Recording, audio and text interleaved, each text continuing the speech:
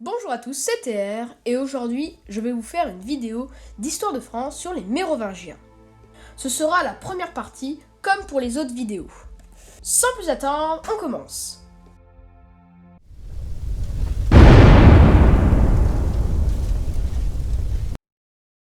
Tout d'abord, je vais vous dire rapidement ce que sont les Mérovingiens. Les Mérovingiens sont la première grande dynastie des rois de France. Une dynastie est une succession de dirigeants d'une même famille. Je vais vous parler que des rois de France.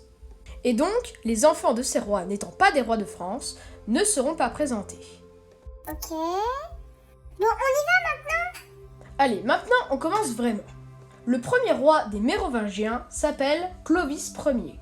Clovis Ier est considéré comme le premier roi des Francs, mais il y en a eu d'autres avant lui, les rois des Francs saliens. Que je pourrais faire si vous vous abonnez Et que vous likez aussi. Donc, on se base sur lui. Clovis Ier, fils de Childéric Ier, né vers 466 et mort à Paris le 27 novembre 511, devient roi des Francs de 481 à 511.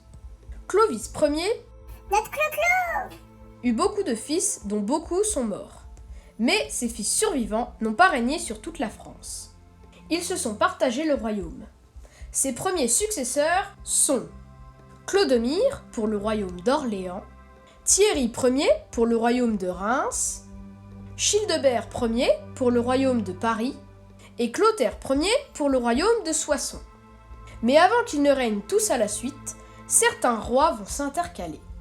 De là vient Clodomir, fils de Clovis Ier, né vers 495 et mort à Vézeronze le 25 juin 524, devient roi des Francs du royaume d'Orléans de 511 à 524.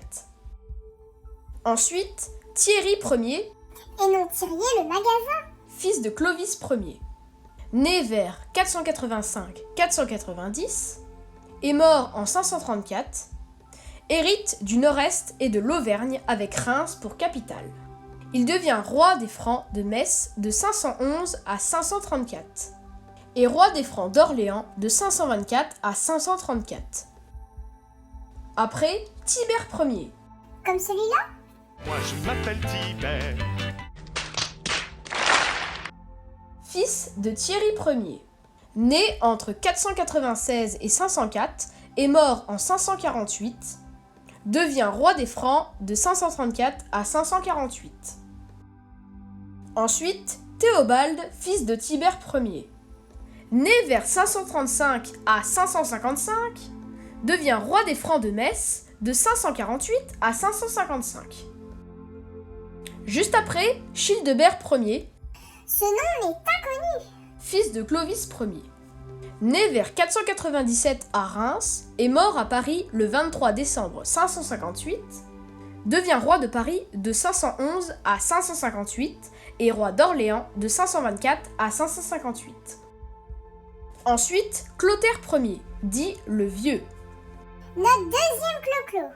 fils de Clovis Ier, né vers 498 et mort entre novembre et décembre 561, il devient roi de Soissons de 511 à 558, roi d'Orléans de 524 à 558, devient roi des Francs de Metz de 555 à 558 et roi des Francs de 558 à 561.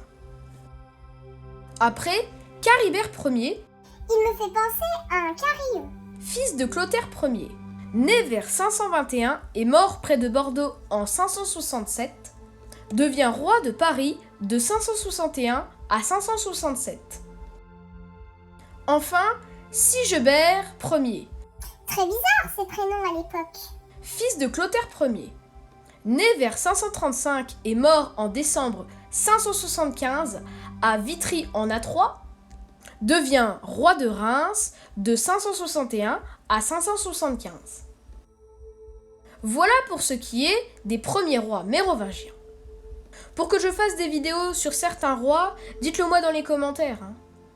Si vous voulez que je fasse la vidéo sur les rois des Francs saliens, dites-le moi. Dans la prochaine vidéo, je ferai une nouvelle vidéo C'est Cucu c'est occupé sur la chaise. N'oubliez pas de vous abonner. Et d'activer les notifications. Si ce n'est pas déjà fait. N'oubliez pas de laisser un like et un commentaire. Sur ce, ciao!